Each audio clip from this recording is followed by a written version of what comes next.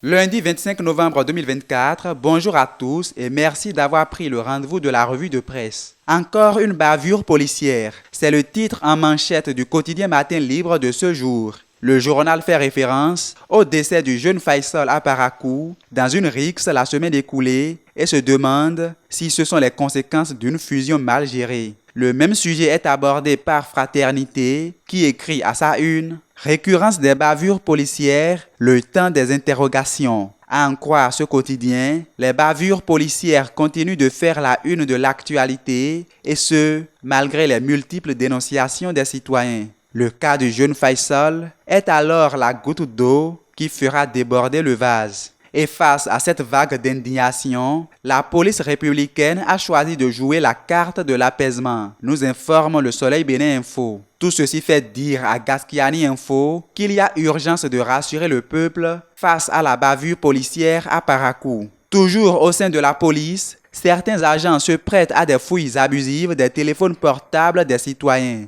Une pratique qui fâche le DGPR qui invite les victimes à signaler les auteurs.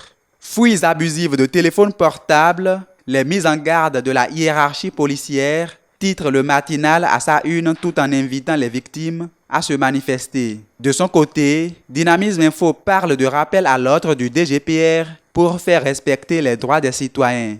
En politique, le cadre de concertation de l'opposition annonce une vaste consultation au sein de la classe politique. L'information figure à la une de la quasi-totalité des parutions du jour et Jakpata indique que c'est dans le cadre de l'audit du fichier électoral en vue des élections générales de 2026.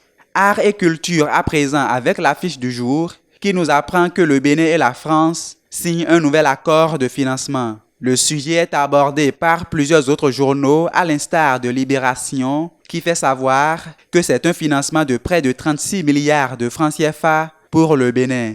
Pour la priorité, c'est un financement inédit pour le tandem Bénin-France. Entre autres sujets également abordés par les parutions du jour, le matinal nous parle de la main tendue du Bénin au Niger par l'assouplissement de mesures restrictives d'exportation de certains produits.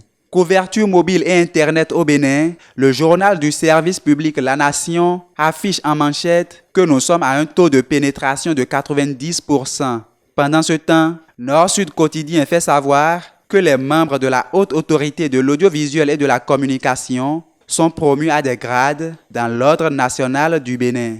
Ce sera tout pour cette revue que je vous remercie d'avoir suivi. On se donne rendez-vous pour demain.